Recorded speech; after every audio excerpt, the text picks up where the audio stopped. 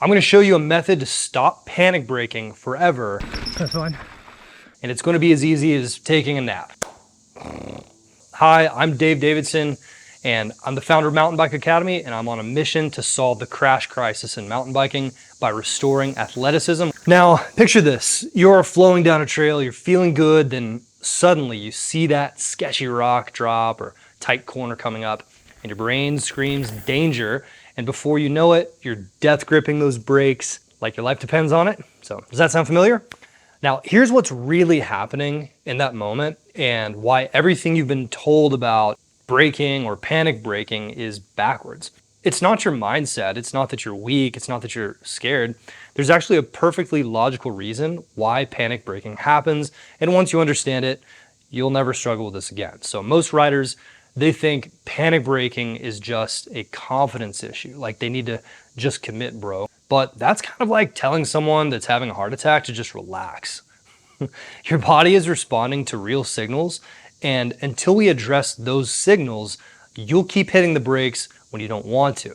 Now, this video especially is for you if you're an intermediate rider or a beginner rider and you found yourself going out to the trails, and when the corners come up, when drops come up, when anything that could be dangerous comes up, you feel a sense of tightness in your body, a stiffness. I'm gonna solve that for you in this video. Now, instead of hitting the brakes when you don't want to, we're gonna take a look at the reason why this happens. The first reason why your body panic brakes is because your body has been trained to sit at a desk for decades. So your nervous system knows how to be safe in a chair, and it doesn't know how to fly down a mountain. So when things get sketchy, your mind says, hey, grab something, and the brakes are right there, they're the closest thing. Now, the second is, no one's ever shown you the proper technique.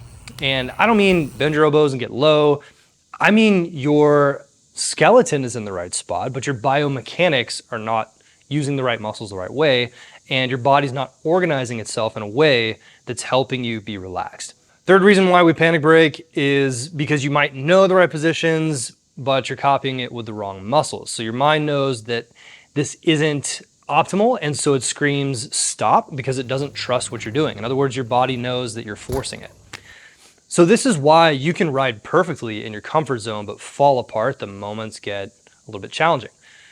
Your body is literally designed to protect you from what it perceives as danger. So again, not picking on you if you struggle with this. It's just something that happens to either really brave riders out of their league or really good riders that haven't been shown this yet.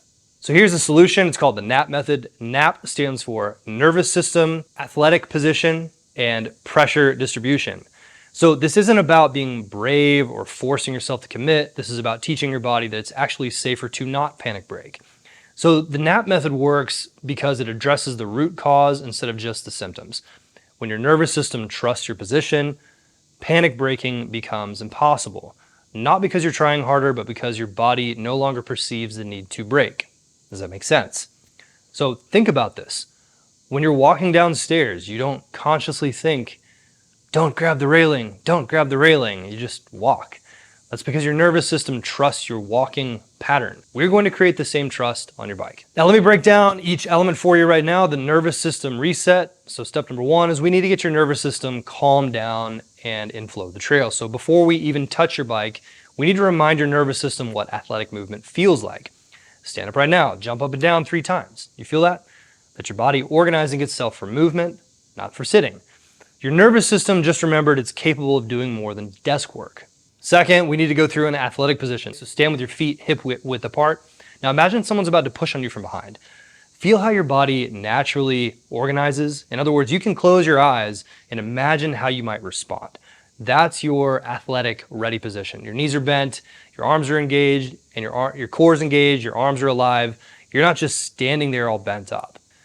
Pressure distribution. So this is your secret sauce. Pressure distribution, we want to think about this like a stabilized core, and everything around it is ready for action. In other words, if someone were to push me from behind, I'm ready to move and catch myself with my feet.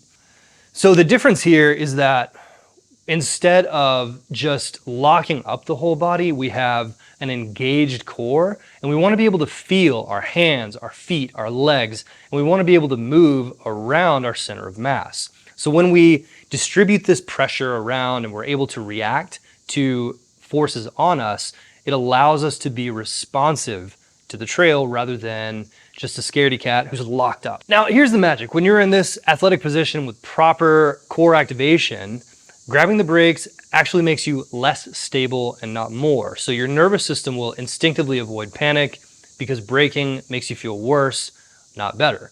And you can choose to brake when you want to either slow down or get ready for something on the trail. Here's how to implement this on the trail. Find that balance position and activate the core muscle. In other words, we should feel like our body has a canister around us of nice tense pressure. Now, if you want to go a little deeper into, okay, what does this feel like? You take a big deep breath in through your mouth, through your nose,